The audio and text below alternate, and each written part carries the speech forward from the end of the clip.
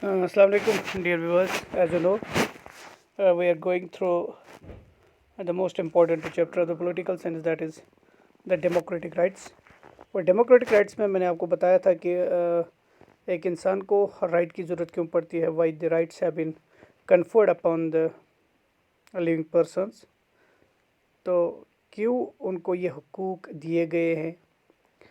So the basic concept of the right is that कि you will not be the victim of the tyranny of the state, कि आप state की तरफ से कोई ज़्यादती अगर आपके साथ हो जाएगी तो आपको एक हुकूक दिया गया है कि state is restrained from doing anything which is illegal in the eyes of law, और state is restrained from doing anything which is harmful to your basic principal.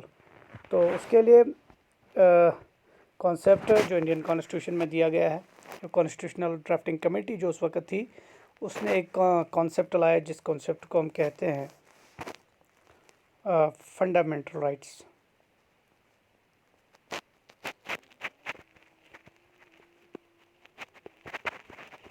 So what are these fundamental rights? So fundamental rights, these are those rights which are basic rights available to the persons living in a state। ये ऐसे कुछ जो बुनियादी हुकूक इंसान को होनी चाहिए, कुछ बुनियादी राइट्स जो इंसान को होनी चाहिए। तो ये वो राइट्स हैं जो हमारी कॉन्स्टिट्यूशनल एक्सपर्ट जो ड्राफ्टिंग कमेटी है, जिन्होंने ये फंडामेंटल राइट्स अवेलेबल रखे। कुछ फंडामेंटल राइट्स अवेलेबल रखे सिटीजन्स ऑफ द इंडिया जो है उनके लिए, कुछ फंडामेंटल राइट्स अवेलेबल रखे तमाम लोग जो हिंदुस्तान में रहते हैं, whether they are the citizens or they are aliens और समथिंग एल्स। तो कुछ राइट्स उनके लिए भी अवेलेबल रखे गए हैं। तो ये जो फंडामेंटल राइट्स का जो कॉन्सेप्ट है, ये एक्चुअली हिंदुस्तान का अपना कॉन्सेप्ट नहीं है, क्योंकि ये कंसेप्ट जो ड्राफ्टिंग कमेटी उस वक्त थी, ड्राफ्टिंग कमेटी ने बहुत सारे कॉन्स्टिट्यूशन को रीड किया था, बहुत सारे कॉन्स्टिट्यूशन को पढ़ा था, और उसके बाद उनको जो जो प्रोविज़न अच्छा लगा वो उन्होंने अपने कॉन्स्टिट्यूशन में इंसर्ट किया। तो ऐसा ही एक प्रोविज़न उनको लगा फंडामेंटल राइट्स का, तो उन्होंने फंडामेंटल राइट्स का जो कॉन्सेप्ट था उसको इनकॉर्पोरेट किया, कॉन्स्टिट्यूशन में उसको जगह दी। और ये जो फंडामेंटल राइट्स का कॉन्सेप्ट है, ये इन्होंने बारो किया, लाया फ्रॉम द यूएस कॉन्स्टिट्यूशन। तो यूएसए का जो कॉन्स्टिट्यूशन है, वहाँ से फंडामेंटल राइट्स को लाया गया, फंडामेंटल राइट्स को बारो किया गया, और उसके बाद उसको कॉन्स्टिट्यूशन में जगह, इंडियन कॉन्स्टिट्यूशन में जगह दी गई। तो इंडियन कॉन्स्टिट्यूशन में ये जो कॉन्सेप्ट है जिसको यूएसए से लाया गया, यूएसए कॉन्स्टिट्यूशन से लाया गया, जिसको हम कहते हैं बिल ऑफ राइट्स। तो बिल ऑफ राइट्स से incorporated this concept of fundamental rights from this Bill of Rights. This concept was borrowed from the USA's Bill of Rights, और इसको जो जगह दी गई, that is part third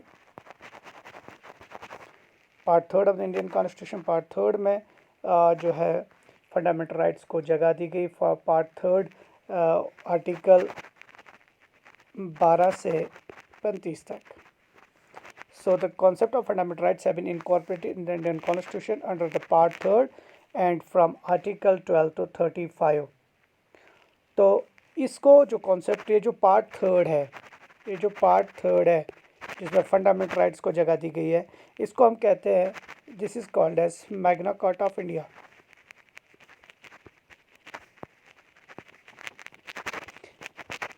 This is called as this concept of fundamental rights that has been incorporated in the Indian Constitution under part third from article 12 to 35।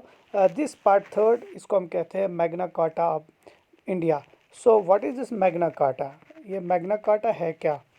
हम इसको Magna Carta कहते हैं, but what is this Magna Carta? तो Magna Carta it was the charter of rights. सबसे पहले जो charter of rights issue किया गया, it was the charter of rights that was issued। ये वो charter of right, Magna Carta is that charter of rights which was issued by the King John of England।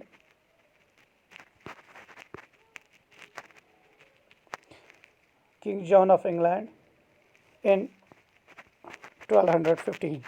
तो सबसे पहले जो fundamental rights जो मिले थे इंग्लैंड के लोगों को 1215 में, जो उनके राइट्स, उनके हुकूक जो दिए गए थे एक चार्टर के तहत, एक डिक्लेरेशन के तहत, और वो चार्टर इशू किया था, किंग जॉन ऑफ इंग्लैंड ने वो चार्टर इशू किया था, जो बादशाह वहाँ का था उसने वो चार्टर इशू किया था, and that charter was called as Magna Carta, तो उसको मैग्ना कार्टा कहा गया था, and this is the called as Magna Carta of India. So this part third is called as Magna Carta of India.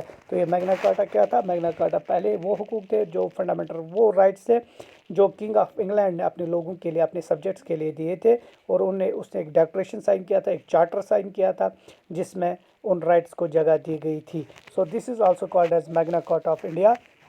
और ये जो fundamental rights है, these rights are guaranteed to all the persons. मैंने पहले भी अभी मैंने कहा कि कुछ राइट्स इसमें हैं जो हर फ़र्द के लिए अवेलेबल टू एवरी पर्सन, लेकिन कुछ राइट्स ऐसे हैं which are available to only the citizens of the India. लेकिन कुछ राइट्स ऐसे हैं जो हर फ़र्द के लिए, whether he is a citizen और नॉन सिटीजन, तो उसके लिए भी वो राइट्स अवेलेबल हैं। And what is the essence of these rights? So these rights are meant for promoting These rights are meant for promoting the ideal of political democracy.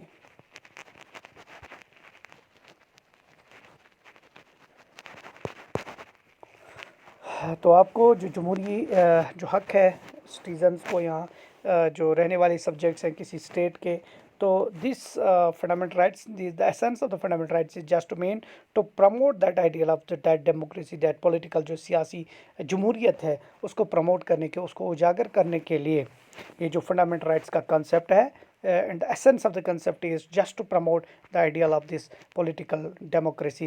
And what is the aim of these fundamental rights? तो इसका मकसद क्या है? The aim of the fundamental rights is just to establish a government of laws and not of the men.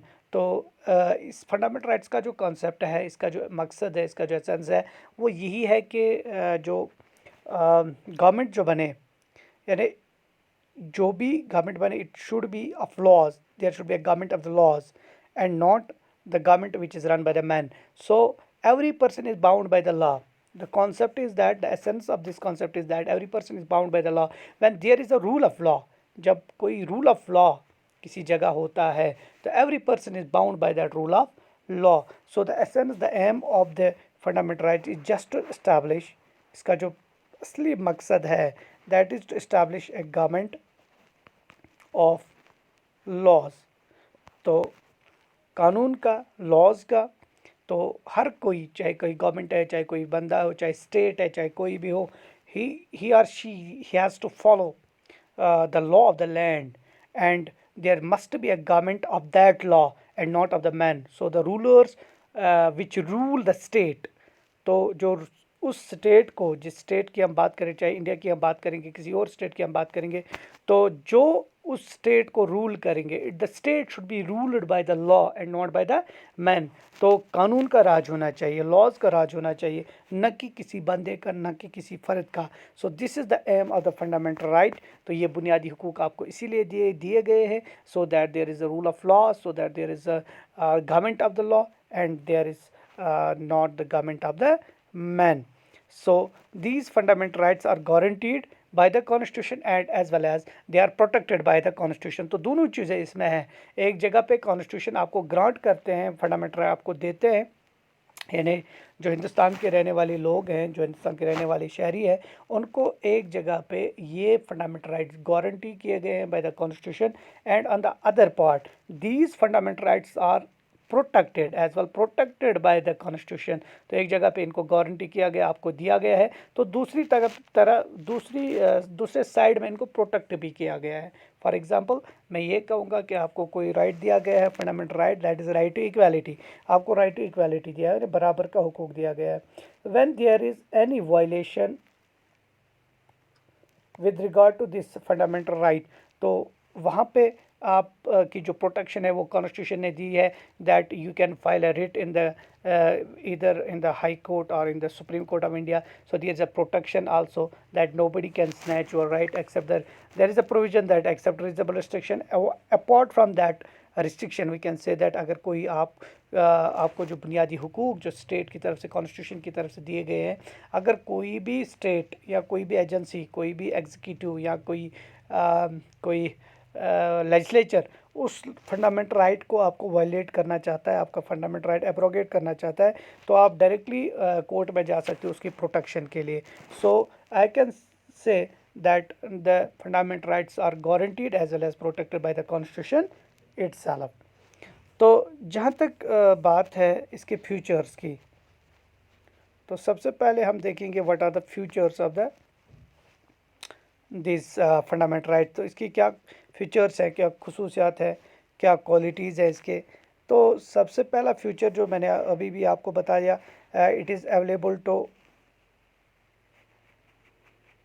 Fundamental rights are available to these are available to citizens as well as other legal persons. तो जो fundamental rights हैं, ये fundamental rights खाली citizens के लिए available नहीं है. यानी आई can say that these fundamental rights are not available to only the citizens of the state. So if you are the citizen of शहरी हैं, हिंदुस्तान के शहरी हैं, भारत के शहरी हैं, so we cannot say that the fundamental rights are available to only you people, that you are the citizen of the state.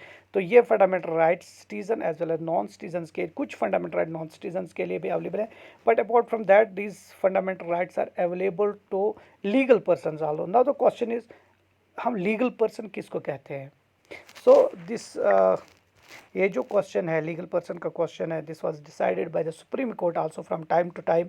तो Supreme Court के पास बहुत सारे क्वेश्चन आए थे कि हम लीगल पर्सन किसको कहेंगे. तो from time to time Supreme Court has declared few organizations, few corporations as the legal person. तो कोई भी कंपनी अगर होगी, कोई भी कॉरपोरेशन होगी, तो उसको भी फंडामेंटल राइट्स अवेलेबल हैं, तो उसको भी हम कहते हैं that is also called as the legal person. यानी कोई कॉरपोरेशन है, कोई कंपनी है, तो उसको भी हम लीगल पर्सन कहते हैं. So this fundamental rights these are available to citizen as well as other person. Other person में लीगल पर्सन आते हैं, तो लीगल पर्सन में कंपनी आता है, कॉरपोरेशन आता है, कोई भी चीज़ आता है. तो दूसरा इंपॉर्टेंट फीचर जो इसका है, that these rights are not absolute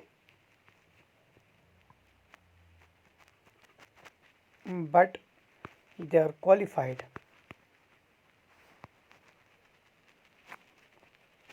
तो इसका क्या मकसद है कि these rights are not absolute but qualified. देखिए ये जो फंडामेंटल राइट्स है, मैंने आपको इन द प्रीवियस लेक्चर मैंने आपको बताया था कि जो you can raise your finger, आप अपनी उंगली उतनी उठा सकते हो till it does not touch the nose of any other person. I mean to say that you can enjoy your fundamental right to that extent only that it will not harm or hurt any other person. So we can say that these fundamental rights जो आपके पास available हैं, they are not absolute, and they are not absolute. Once these are fundamental rights are been given, that these fundamental rights can never be amended or these fundamental rights can never be abrogated. So ऐसी बात नहीं है. These are not absolute fundamental rights. यानी हर fundamental right के पीछे एक जब आप फंडामेंटल राइट की स्टैट्यूटरी लैंग्वेज, किसी भी आर्टिकल की स्टैट्यूटरी लैंग्वेज देखेंगे, तो वहाँ पे लिखा है एक्सेप्ट सर्टन जो रीजनेबल रिस्ट्रिक्शंस है, except reasonable restrictions which are incorporated by the state. तो रीजनेबल रिस्ट्रिक्शंस जो भी स्टेट इनकॉर्पोरेट करता है, अगर वो रीजनेबल रिस्ट्रिक्शंस सही है, जस्टिफाइड है, तो स्टेट वो रीजनेबल रिस्ट्रिक्शंस लागू कर सकता है. So we can say that these fundamental rights are not absolute. ठीक है, these fundamental rights are qualified that you are eligible for those to enjoy those fundamental rights, but that does not mean that you can enjoy these fundamental rights to any extent whatever you like. So the state has imposed, the constitution has itself imposed certain reasonable restrictions. कुछ restrictions लगाए गए हैं to enjoy these fundamental, आप fundamental rights को उसी level तक enjoy कर सकते हैं कि ये fundamental rights कहीं किसी और स्टेट को या किसी और फ़र्द को कहीं ये हार्म ना करे, कहीं ये हर्ट ना करे, कहीं किसी और को कोई प्रॉब्लम ना कर सके। तो दीज मैंने इससे पहले भी बताया why the fundamental rights have been incorporated in the constitution. ये मैंने अपने प्रीवियस लेक्चर में भी बताया just now.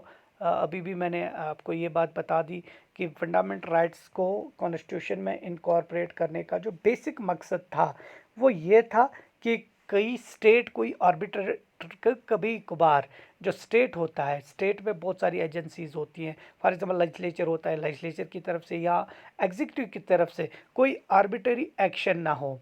So these fundamental rights are available against these arbitrary actions which are done by the state। जो state कहीं arbitrary actions करता है, कोई भी arbitrary action which is not justified by the law, which is not justified by the rules and regulations of that state, तो which is unjustified in the eyes of law, and where there is tyranny of the state, where there is state की तरफ से कोई जाति होगी, तो उसके लिए अवेलेबल है fundamental right. For example I will quote one of the important example here। So first of all I will mention that these rights are available against the arbitrary action of the state। यानी state की तरफ से कोई भी ऐसा जो उनकी action होगी, अगर वो एक्शन कहीं आपके जो बुनियादी हुकूक है उनके खिलाफ है, यानी कोई भी एक्शन स्टेट की वो अनजस्टिफाइड है, वो इलीगल है। So there is a provision how the fundamental rights protect these. देखिए हमारे पास सबसे बड़ा इंपॉर्टेंट फंडामेंटल राइट जो है, दैट इज़ वेरी इंपॉर्टेंट, जिसको हम कहते हैं कॉन्स्टिट्यूशनल रेमेडी। वो मैं आपको बता दूंगा आर्टिकल 32 में। आर्टिकल 32 के अंडर हमारे पास आता है कॉन्स्टिट्यूशनल रेमेडी। तो कॉन्स्टिट्यूशनल रेमेडी यानी कोई भी फंडामेंटल राइट अगर आपका वायलेट स्टेट की तरफ से हो रहा है या किसी और एजेंसी की तरफ से हो रहा है, किसी पर्सन की तरफ से अगर आपका फंडामेंटल राइट कहीं पे वायलेट हो रहा है, तो आप क्या करते हैं, you directly under article 32 you go to the Supreme Court. आप सुप्रीम कोर्ट में जाते हैं अपने फंडामेंटल राइट्स को प्रोटेक्ट करने के लिए, बचाने के लिए। तो सुप्रीम कोर्ट देखता है कि अगर that action is arbitrary from the state, अगर स्टेट की एक्शन जो है if that is arbitrary, that is illegal, that is unjustified, तो सुप्रीम कोर्ट उसको स्ट्रक डाउन करता है। For example I will quote you one example, that is public safety act PSA। किसी बंदे को डिटेन किया जाता है पब्लिक सेफ्टी एक्ट के तहत, और ये लॉ है, पब्लिक सेफ्टी एक्ट का जो लॉ है, इस लॉ में without hearing, without giving an opportunity of being heard, एक बंदे को विदाउट फॉर्मिंग द जो नॉर्मल ट्रायल होता है, एक कोर्ट्स का जो नॉर्मल ट्रायल होता है, विदाउट फॉर्मिंग दैट ट्रायल एक बंदे को बंद रखा जाता है for a period of 2 months, फिर उसके बाद उसकी एक्सटेंशन हो जाती है 6 मंथ्स के लिए। ये जो पब्लिक सेफ्टी एक्ट है, इसमें विदाउट ट्रायल किसी भी बंदे को जेल में डाल दिया जा सकता है विदाउट एनी ट्रायल। तो उसके बाद अगर किसी बंदे को लगेगा कि मेरा जो ये डिटेंशन ऑर्डर है, if that detention order is not having the suitable ground, अगर वो अनजस्टिफाइड है, इलीगल है, तो ये डायरेक्टली एक रिट पिटीशन लेके सुप्रीम कोर्ट में जाता है, जिस रिट को हम कहते हैं हैबेस कॉर्पस। तो ये हैबेस कॉर्पस एक रिट होती है जिसका मतलब है put the body before the court. तो ये रिट पिटीशन लेके कोर्ट में जाता है और कोर्ट को कहता है कि ये जो मेरा डिटेंशन है that is illegal, that is unjustified. और कोर्ट को अगर लगेगा कि इन रियल सेंस इसका जो ये PSA डिटेंशन ऑर्डर है ये लीगल है, ये अनजस्टिफाइड है, तो कोर्ट उसको स्ट्रक डाउन करता है और कोर्ट डायरेक्शन देता है फॉर हिज रिलीज़। तो मेरा कहने का मतलब है कि वहाँ पे जो एक्शन होती है स्टेट की, तो कहाँ कहाँ पे स्टेट आर्बिट्ररी एक्शन कर सकता है। देखिए स्टेट आर्बिट्ररी एक्शन यहाँ पे भी कर सकता है, स्टेट आर्बिट्ररी एक्शन किसी एम्प्लॉयमेंट में आपके साथ कर सकता है, स्टेट किसी भी जगह। यानी फंडामेंटल राइट्स का जो एसेंस है that is just to check the arbitrary action of the state. तो फंडामेंटल राइट्स इसीलिए बनाए गए हैं, इसीलिए इनकॉर्पोरेट किए गए हैं कि कहीं पे स्टेट जो अपना पावर एक्सरसाइज करता है, कहीं स्टेट अपने पावर का जो यूटिलाइजेशन है कहीं वो इलीगल ना हो, कहीं वो एक्सेसिव एक्सरसाइज ना करे अपने पावर्स की, तो वहाँ उसके लिए फंडामेंटल राइट्स को इनकॉर्पोरेट किया गया है। One more important thing is that these fundamental rights are positive in nature, positive as well as negative in nature। So what is this fundamental, what is this positive and negative in nature. देखिए कहीं पे आपको कहीं पे आपके पास fundamental right जो है वो आपको कहता है you can do this thing, आपको ये चीज़ करने की इजाज़त है। लेकिन कहीं पे ऐसे fundamental right why the prohibition has been जिस इनकॉर्पोरेटेड प्रोहिबिशन लगा दी गई है that you can not do this thing. तो मेरा कहने का मतलब है जो अगर हम आर्टिकल 14 की ही बात करेंगे, राइट टू इक्वालिटी की बात करेंगे, तो राइट टू इक्वालिटी को दो पार्ट्स में डिवाइड किया गया है। या उसको छोड़िए आप, अगर आप हम देखेंगे आर्टिकल 16 की बात करेंगे या एबॉलिशन ऑफ आर्टिकल 17 की बात करेंगे, तो कहीं पे जो फंडामेंटल राइट्स हैं, कहीं पे उनका जो एटीट्यूड है, कहीं पे इनका जो नेचर है that is positive, that you are being given a freedom to do this thing and in certain places the fundamental rights have been incorporated where the state has been restrained from doing anything, that state cannot do this thing, state cannot do this thing. So the fundamental rights are having the nature of positive as well as negative. तो दोनों positive negative दोनों इसके natures हैं। तो the most important thing is regarding the fundamental right that is justiciable in nature. So these are justiciable in nature. So what is justiciable in nature? Justiciable in nature is that कि you can justify them. जो fundamental rights हैं you can justify, these are justified in nature, you can justify them. If there is anything regarding any abrogation of any of your fundamental right, you can approach to the court and justify your stand there that this right जो मेरा बुनियादी हुकूक था, मेरा fundamental right है, वो मुझसे छीना गया है। So there is a basic difference between the fundamental rights और डायरेक्टिव प्रिंसिपल्स में जो बेसिक वन लाइन डिफरेंस है that is the fundamental rights are justifiable in nature while as directive principles of state policy they are non-justifiable in nature. And these fundamental rights are defended and these are guaranteed and protected by the Supreme Court as well as the High Court. लेकिन high court में यहाँ पे जो fundamental rights में आपके पास article 32 है, तो article 32 में कॉन्स्टिट्यूशनल रेमेडी जो दी गई है सुप्रीम कोर्ट जाने की रिगार्डिंग आप 5 टाइप्स ऑफ जो रिट्स है वो मैंने आपको प्रीवियस लेक्चर में बता दिया। There are 5 types of writs which you can incorporate, which you can जो आप इंस्टीट्यूट कर सकते हैं सुप्रीम कोर्ट में। अगर आपका कोई भी fundamental right regarding from article 12 to 35 आपके जितने भी फंडामेंटल राइट्स हैं, अगर उन राइट्स में कोई भी फंडामेंटल राइट आपका वायलेट हुआ होगा तो आप सुप्रीम कोर्ट में जा सकते हैं with the 5 types of writs. मैंने कहा habeas corpus, mandamus, prohibition, certiorari and quo warranto. और उन 5 रिट्स में आप कोई भी रिट सुप्रीम कोर्ट में दाखिल कर सकते हो और अपने जो आपके फंडामेंटल राइट्स हैं उनके खिलाफ आप लड़ सकते हो। So these are defended and guaranteed by the Supreme Court and protected by the Supreme Court of the India. Even these fundamental rights are protected by the high courts also. लेकिन उसके लिए अलग से एक आर्टिकल है that's article 226 of the Indian constitution, वो deal करता है हाई कोर्ट्स में भी आपके फंडामेंटल राइट्स को प्रोटेक्शन मिल सकती है। ये ज़रूरी नहीं है सुप्रीम कोर्ट, आप हाई कोर्ट में भी जा सकते हैं, तो हाई कोर्ट भी आपका फंडामेंटल राइट जो है वो प्रोटेक्ट कर सकता है, सेफ गार्ड कर सकता है। The most important thing regarding the fundamental rights is that these rights are not sacrosanct or permanent.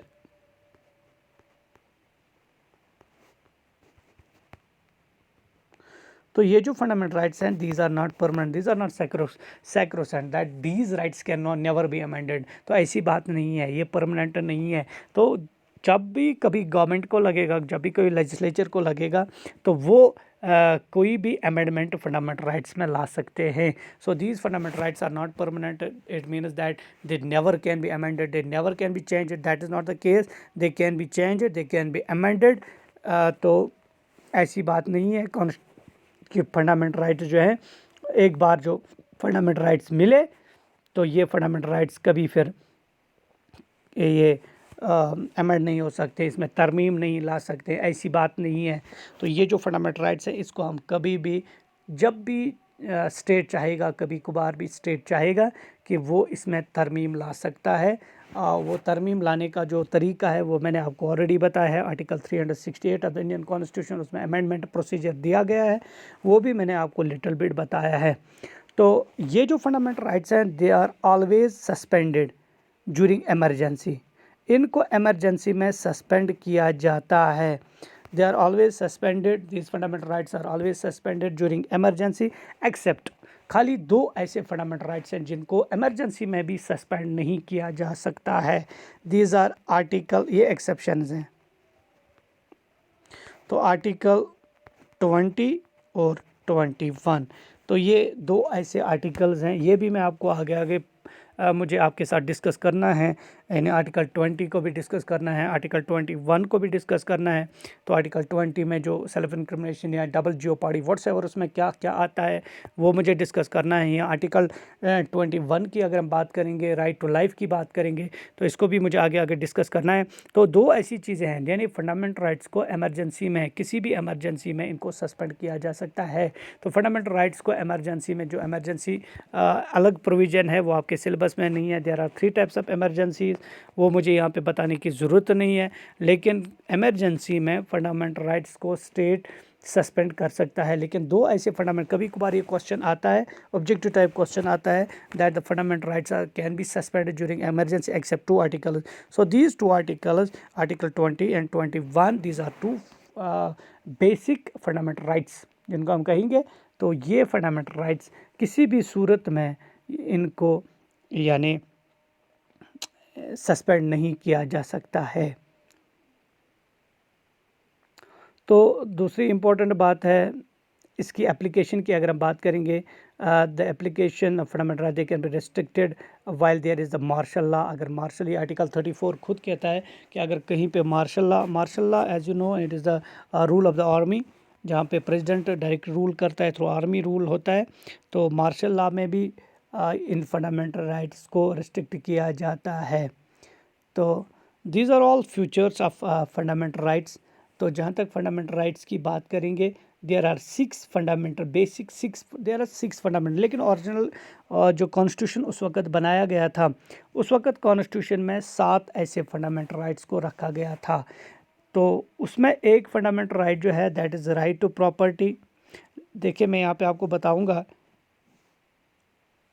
Original constitution जो था,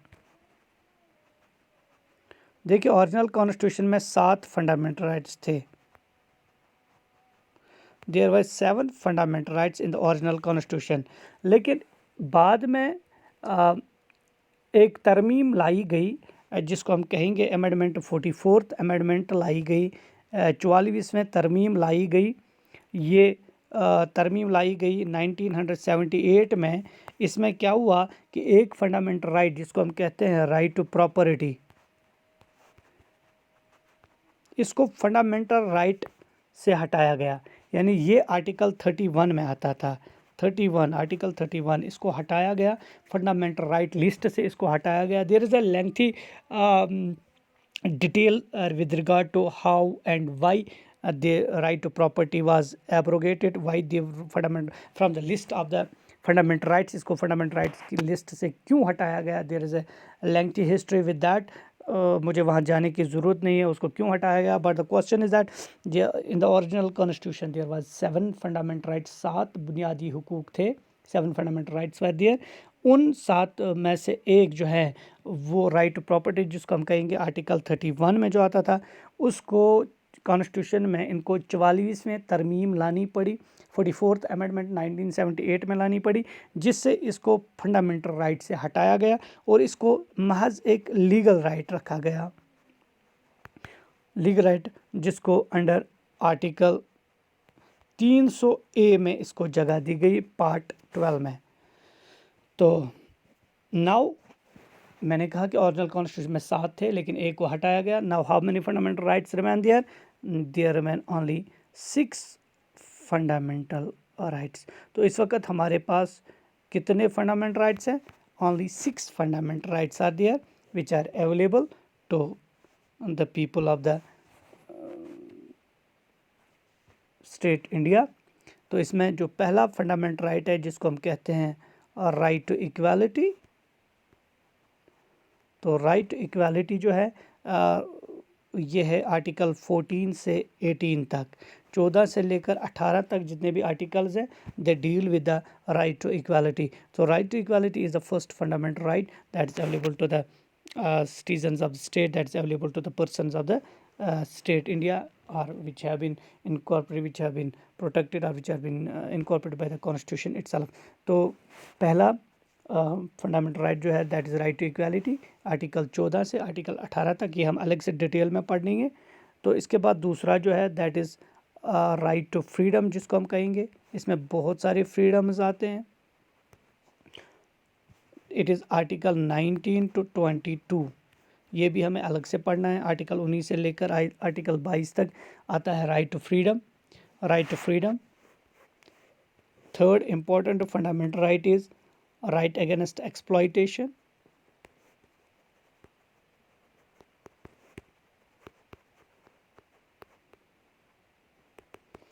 राइट अगेंस्ट एक्सप्लॉयटेशन, ये है आर्टिकल 23 और 24, इससे डील करता है। आर्टिकल 23 और आर्टिकल 24 राइट अगेंस्ट एक्सप्लॉयटेशन से डील करता है।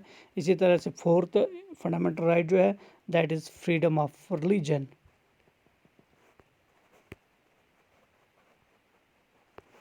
यह है आर्टिकल 25 से 28 तक। इसी तरह से फिफ्थ फंडामेंटल राइट जो है जिसको हम कहते हैं कल्चरल एंड एजुकेशनल राइट्स, जिनको दिया गया है आर्टिकल 19 और 30 में।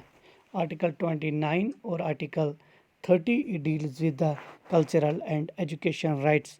और जो सिक्स्थ फंडामेंटल राइट था राइट टू प्रॉपर्टी, वो मैंने आपको बता दिया, उसको हटा दिया गया। Now the sixth fundamental right is right to constitutional remedy. ये आर्टिकल 32 में आता है, जिसमें कॉन्स्टिट्यूशनल रेमेडी आपको वहीं से दी गई है। कॉन्स्टिट्यूशन इटसेल्फ वो आपकी प्रोटेक्शन देता है, वो आपको गारंटी, ये फंडामेंटल राइट्स करता है, सेफ गार्ड करता है। तो आप 5 types of writs are there, वो मैंने ऑलरेडी आपके साथ डिस्कस किया हुआ है। तो ये राइट टू कॉन्स्टिट्यूशनल रेमेडी जो है it comes under article 32 of the Indian constitution.